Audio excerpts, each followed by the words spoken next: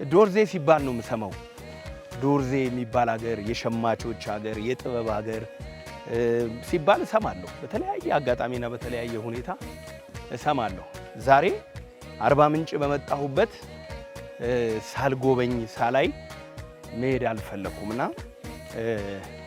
የዶርዜ ማህበረሰብ እንግዲህ ለኢትዮጵያ በተለይ በእደ ጥበብ ዙሪያ በቴክስታይል በጣም ትልቅ አሻራ ያለው ህዝብ። ዛሬ እግዚአብሔር እድል ሰጥቶኝ የዶርዜን ማህበረሰብ ለማየትና ለመጎብኘት እድል አግኝቻለሁ እና አሁን የምገኘው ቤሳ ዶርዜ ሃይዞ የሚባል የሸማኔዎች ማህበር ነው።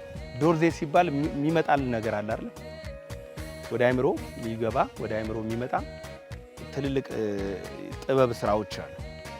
እንግዲህ ዛሬ እድል ሰጥቶኝ እግዚአብሔር ዶርዜን ጎበኛለሁ።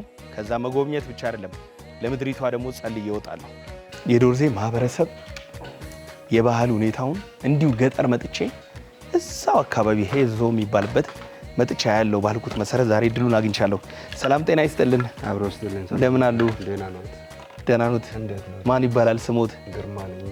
ግርማ።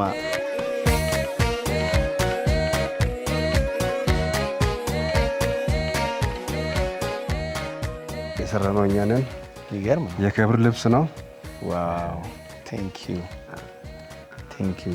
ይሄ ለኔ ትልቅ ክብር ነው። ቴንክ ዩ በጣም ነው የማመሰግነው። የዶርዜ ማህበረሰብ በተለይ በዚህ በእደ ጥበብ ስራው በጣም የታወቀና የተመሰገነ ነው።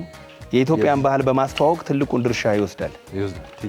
ከአሜሪካን ከጅዳ ከየትም መጥቶ የኛ ሙያውን ለማየት በጣም በጉጉት ነው። ሃይዞ ምንድን ነው? ሃይዞ የአካባቢው ስም ነው። ይሄ ሰፈር ነው ሃይዞ ይባላል። አዎ የአካባቢው ስም ሃይዞ፣ አካባቢው ሃይዞ ነው የሚባለው። ያው ጥበብተኛ ስለሆነ ነው። እኔ አሁን ድንጉዛ ባህላዊ ልብስ የሰራው ነው። ድንጉዛ ይሄ ድንጉዛ የጋሞ ባህላዊ ልብስ። የወላይታ ምን ይባላል? ይለያል። ሌላ ነው። ያው ይለያል። የዚህ የዶርዜ ባህላዊ ልብስ የሰራው ነው። የባህሉ ይሄ አሁን ያደረኩትን ማለት ነው። ይሄ አሁን ቀሚስ ነው የምትሰራው ወይስ እንደዚህ አይነት ነው የምትሰራው? ይሄ ፎጣም ሊያደርግ ይቻላል፣ ቀሚስ ሊያደርግ ይቻላል። እንዲህ ያለው የለበስኩት ኮት የለ? እንደዚህም የተሰብቶ ይለበሳል። ይሄንን አሁን ለአምባሳደር ነው የምሰራው። እንደዚህ በቃ ይሰፋል። አባታችን ሰላም ጤና ይስጥልኝ። ደህና ነዎት? እግዚአብሔር የተመሰገነ ይሁን። ስንት ዓመት ሰሩ ይሄን ሙያ? ወደ 40 ምናምን ዓመት ሰርተዋል። እንዴት ነው ህይወት ይለውጣል? ኑሮ ምናምን ያሻሽላል? ሀብታም ያደርጋል? ምን ሀብታም ያደርጋል? ከየት ወዲያ እኮ ነው እንዴ? ብዙ ህዝብ እኮ ነው የሚዘንጠው በእናንተ ልብስ። ይሁን እንጂ ያው ጥቅሙ እኮ እስከዚህ እኮ ነው። እንደተባለው ገቢ እስከዚህ እኮ ነው። ሰው ዘንጦ አምሮ ደምቆ፣ ግን የእናንተ ኑሮ ያን ያክል አይደለም። ባይደው 45 ዓመት ሙሉ ተሰርቶ የማይለውጥ ነገር እርግማን ነው። እኛ ዘንጠንበት አምረንበት ደምቀንበት የሰራውን ደግሞ በዛው ልክ ከፍ ማድረግ ያስፈልጋል። ይሄ እኮ ሙያ እኮ ማይገኝ ነው። ትልቅ እኮ ጥበብ ነው። ትልቅ እኮ ሙያ ነው። ፈረንጆች ሲያዩ በጣም ነው የሚገረሙት አይደል? አድንቀው የእጅ ስራ በጣም ያደንቃሉ እነሱ።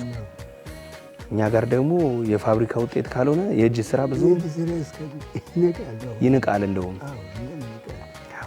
ግን መሆን ያለበት ግን ተቃራኒ ነበር። ያለማወቅ ነው። እና ሸማኔው እንግዲህ ይለፋል። ሸማኔው ይለፋል። ጥቅሙ እስከዚህ ነው። እርሱ የት ነው የተወለዱት? አባቶት ምን ይሰራ ነበር?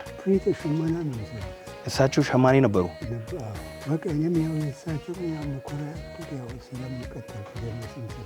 አሁን የእርሶ ልጆች ይህን ሙያ ይዘዋል? አይፈልጉም? አሰራሩ በጣም ያምራል። እንዴት ነው የሚሰሩት? እግሩስ እንዴት ነው የሚሄደው? ዋው!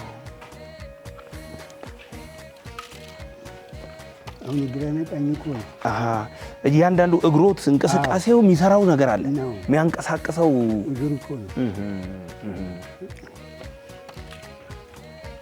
ይሄንን ከ40 ዓመት በላይ እቺን መኪና እየነዱ ነው። ዘመናዊ መኪናው እስኪመጣ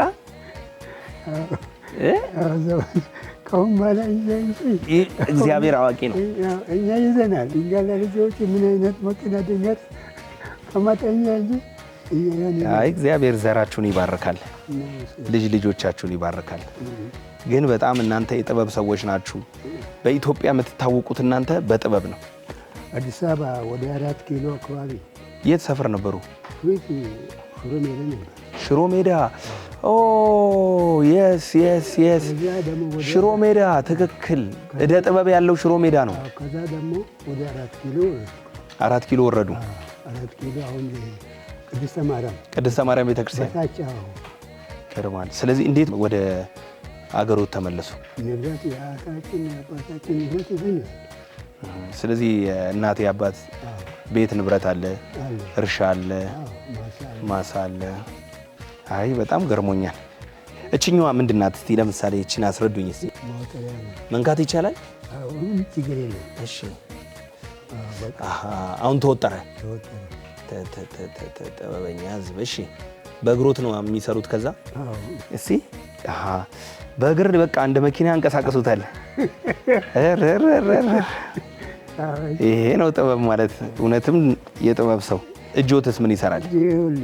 እሺ በለው እንደ ሸማኔ መወርወሪያ ይባላል። ይሄ መወርወሪያ።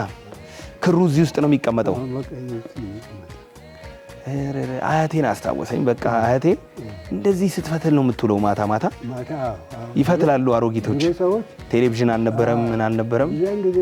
መብራትም የለም። አሁን ቀሚስ ለጠና ራሳቸው ይፈትላሉ። ይሄኛው ከዚህኛው ምንድን ነው ልዩነቱ? አንዱ ሲያድግ አንዱ ዝቅ። እንደዚህ ነው የምታጫውተው።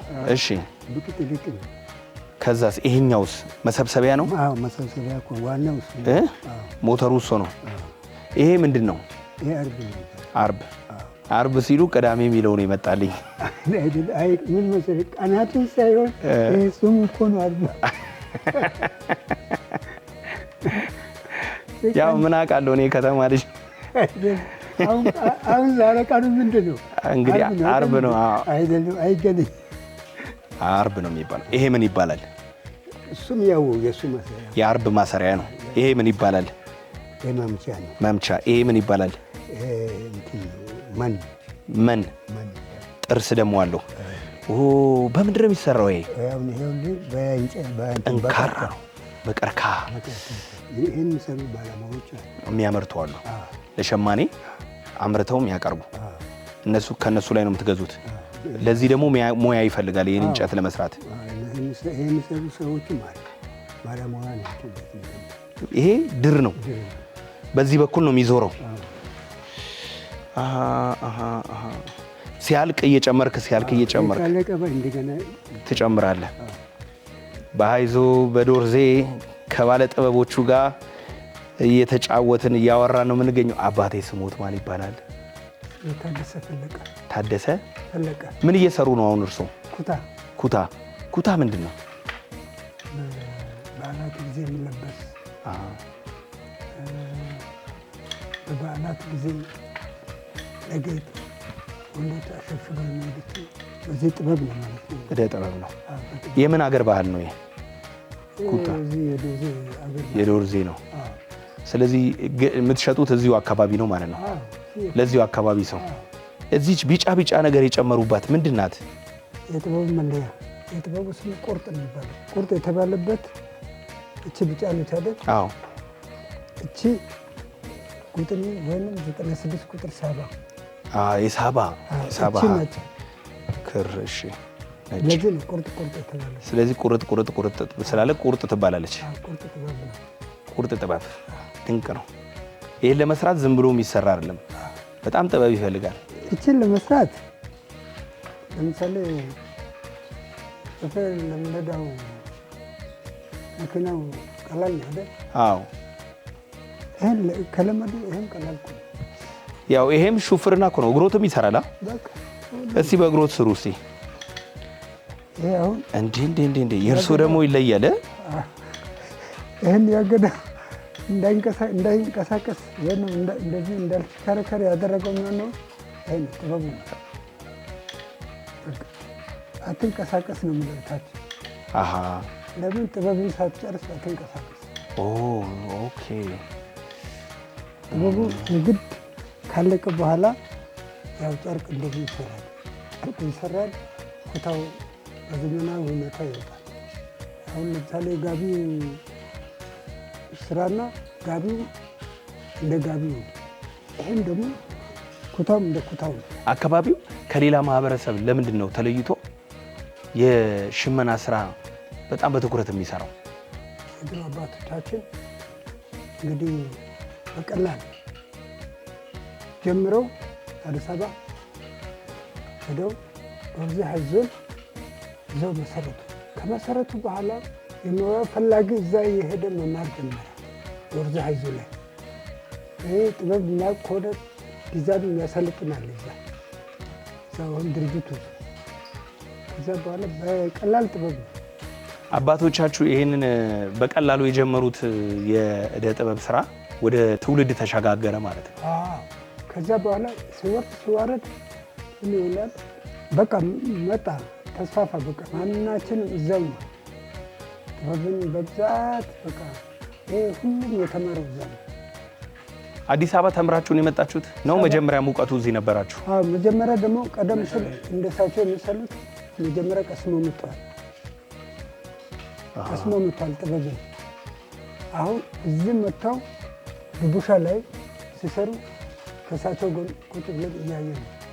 እሳቸው ቀዳሚ ናቸው። የጥበብ ስራ ይገርማል። ተመልካቾቻችን እንግዲህ ያለነው በዶርዜ ሀይዞ ነው። ከጥበብ አባቶች ጋር ጊዜ እያሳለፍኩኝ ነው ያለሁት። እንግዲህ አርባ ምንጭ በጋሞ በደረሰው የመሬት መንሸራተት ምክንያት ልባችን አዝኖ እነሱን ለማስተዛዘን ነው ወደዚህ አካባቢ የመጣ ነው። እነሱን ጥቂት ድጋፍ ካደረግን በኋላ አሁን ደግሞ እስቲ በአካባቢው ላይ ካሉት ማህበረሰቦች በጥበብ የሚታወቀውን ዶርዜን ጎብኝ ብለን መተናል። በሳባ ክር እየተሰራ የሚገኘውን የኩታ አለባበስ የኩታ ልብስ አይተናል። በጣም ደግሞ ጥንቃቄ የሚፈልግ ነው። አይናቸው ጤነኛ መሆን አለበት ይህን የሚሰሩ ሰዎች። አሁን ከማ ጋር ነኝ? ከአድማሱ ጋር ነኝ። አቶ አድማሱ አሁን ጋቢ እየሰሩ ነው። ስንት ዓመት ሰሩ? እኔ ጋቢ ከጀመርኩ 50 ዓመት። ሁሉ ድብልቅ ነው የምሰራው። ኩታም እሰራለሁ፣ ኮምበልትም እሰራለሁ። በአጠቃላይ ልምዶት ስንት ዓመት ነው? 60 ዓመት ነው። እድሜዎት ስንት ነው? ወደ 80 ምናምን። እንዴ አይመስሉም? አዎ 88። እስቲ ማንን ያስታውሳሉ? መንግስቱ ኃይለማርያምን ያስታውሳሉ? እንዴት አርበኝ ሲመጣ የተቀበልኩ እኔ ነኝ። ታጠቀው መንግስቱ ኃይለማርያም። ታጠቅ ማለት ምንድን ነው? ታጠቂ ወታደር ነው። አብዮት ወታደር ነበሩ መንግስቱ ኃይለማርያም። የስንት ዓመት ልጅ ነው የመንግስቱ ኃይለማርያም ጊዜ? ወደ 40 ሊሆናል። ወደ 40 ምናምን 38 ነው። እንዴ ትልቅ ሰው ነበሩ። እኔን ያክሉ ነበር በደንበኛ። ስለዚህ በኃይለ ሥላሴ ነበሩ ማለት ነው። ከእጃቸው ፍራንክ ወስጄ በልቻለሁ። እዛ ነው ያደኩት። ጤሴን የነቀልኩ አዲስ አበባ ነው። ጋር ሲበራ ነው ያልኩኝ አዲስ አበባ። የት ሰፈር? ወንጦጦ አሜሪካን ኤምባሲ ፊት ለፊት። አሜሪካን ኤምባሲ ፊት ለፊት ሽሮ ሜዳ። ዋናው የሚያጨመር እሱ ከኋላ ነው። ሽሮ ሜዳ ላይ ወጣ። መጀመሪያ ሽሮ ሜዳ የሚባለው ትምህርት ሚኒስቴር አሁን የተሰራበት አለ። አዎ ሽሮ ሜዳ የሚባለው ዋናው እሱ። ለምንድን ነው ሽሮ ሜዳ ተብሎ የተጠራው? ሽሮ ሜዳ ተብሎ የተጠራው መንገደኛ እዛ አካባቢ ስጋ ፈልጋ ሲዞር ነበር። ሆቴሎቹ እዛ አካባቢ ነው። ቢሄድ ሽሮ ወጥ ብቻ ሆነ። የፈልጉ ሽሮ ወጥ ስጋ አጣና ሽሮ ሜዳ ሰፈር ሽሮ ሜዳ ነው የሽሮ አካባቢ። በዛ ነው የተሰየመው። እንዴት ነው የጋሞ ህዝብ በተለይ ደግሞ የዶርዜ ማህበረሰብ እንዴት ነው ሽሮ ሜዳ አብዛኛው ህዝብ ሊኖር የቻለበት ምክንያት? እንግዲህ አባቶቻችን የወንድም ልጅ የራሱ ልጅ ይዞ ሲሄድ የተጎተተ ሲሄድ ነው እዛ አካባቢ በብዛት የተወሰነ ሰው ነበር። መጀመሪያ በጣም ሲበራ እንጨት ለቅመን እዛ አካባቢ ጋር ሲበራ እንጨት ለቅመን ለሽማግሌዎቹ ምናምን እዛ አካባቢ ነበር። የሚገርም ነው። እርሱ አዲስ አበባ ኖረዋል? ጥርስን እዛ ነው የነቀልኩኝ። አባቴ በህፃንነት የሞተ በሰው እጅ ነው ያደኩት አዲስ አበባ ላይ። እርሱ የአዲስ አበባ ልጅ ኖት? የት ነው የተማሩት ትምህርት? ትምህርት አዲስ አበባ ነው ማለት ትምህርት ትንሽ ቀመስ። ትምህርት እንግዲህ እኔ እንኳን ወድ ነበር እንግዲህ የሚረዳኝ በማጣት ቀረ። በጣም ይገርማል። አሁን ትንሽ እዚህና ወደ ኋላ ያስታውቃል። ጎበዝ ነው። በ88 ዓመቶት አሁን ደርግ ሲጀምር መጀመሪያ እኔ 35 ልጅ ደርግ ሲገባ 35 ዓመት ሰው ነው። ደርግ ሲንቀሳቀስ 35 ነው። 35 ይገርም ነው። እስቲ ምን ያስታውሳሉ በኃይለ ሥላሴ ዘመን? ኃይለ ሥላሴ ዘመን እንግዲህ ሆና ብለን እንግዲህ እሳቸው በ16 ክዳን ዓመት ብር ይሰጣሉ። በትውልዳቸው በተወለዱበት ቀን ይሰጣሉ። ሆነ ብለን ሄደን ነው እኛ ያችን ብር ለመውሰድ ሆነ ብለን ነው ልጃቸው ነበር ሆነ እንሄዳለን። እሳቸው ሲሉ ግቢያቸው ውስጥ ግቢ ይሰጡ ንጉሥ ናቸው። አዎ ከእጃቸው ነው ያው በእንትን ብሩን ያዘው በቦርሳ ሻንጣ ይዞ ይከተላቸዋል። እሳቸው ይሰጣሉ። ተቀበል ነው ይሄን እኔ ይሰጣሉ። እኛ ቤተሰቦች ማግኘት ያው በጣም የሚያስገርም ነው። ጋሼ እያወሩ ያሉት እንግዲህ በደርግ 35 ዓመት የነበረ ይላሉ። እንግዲህ በኃይለ ሥላሴ ዘመን 35 ዓመት ኖረዋል ማለት ነው። የስንት ዓመት ልጅ? በደንብ ያስታውሳሉ። ከደጃቸው እስከ ወንጠጦ እስከ ደጃቸው ይላካል። መስማ ይገርም ነው። በቅንነት ከየት መጣ ለምን መጣ ማነ ምንድነ ሳትሉ ያለውን እውነትና ሀቃችሁን ስለነገራችሁን ከልቤ ያመሰግናለሁ። ሰውን በሰውነቱ እንደ ኢትዮጵያዊ ማክበር መቀበል እንግዲህ የዶርዜ ባህል እንደሆነ በስፍራው መጥቼ ተረድቻለሁ። በጣም ስለሰጡኝ ማብራሪያ ከልቤ እጅግ አድርጌ አመሰግናለሁ። አቶ ኮሼ እንግዲህ ዳግማ ያቸዋለሁ። በዶርዜ ሃይዞ የነበረኝን የአንድ ቀን ቆይታ እዚህ ላይ አጠናቅቃለሁ። ዶርዜ የጥበብ ምድር፣ ዶርዜ የተአምረኛ ሰዎች ሀገር ሆና አግኝቻታለሁ። በተለይ በእደ ጥበብ ስራ ላይ ለኢትዮጵያ ያበረከቱትን አስተዋጽኦ በዚህ አጋጣሚ ሳላደንቅ ማለፍ አልፈልግም። አሁን የለበስኩትን ድንጉዛ የሚባል ስከርቭ ነው። በዚሁ የተሰራ ህዝቡ ቤት ያገኘሁት ሽልማት ነው። እንግዲህ የኢትዮጵያን ህዝብ እንዲህ ዝንጥ እምር አድርጎ እስከዛሬ ድረስ እንግዲህ ለ100 ዓመት ያክል ከዚያም በላይ ያገዘ ትልቅ ማህበረሰብ ትልቅ ህዝብ ነው። የዶርዜ ማህበረሰብ እጅግ አድርገን እናመሰግናለን። ጨዋ ታታሪ፣ በአዲስ አበባም በተለያየ ሀገር እንግዲህ የዶርዜ ማህበረሰብ የሚታወቀው ጥበበኛ ተብሎ ነው። ስለዚህ ስለ ዶርዜ ብዙ ነገር ልል እችላለሁ። ነገር ግን ካለን ሰዓት አንጻር ለዛሬ ያለንን ፕሮግራማችን እዚህ ጋር እናበቃለን።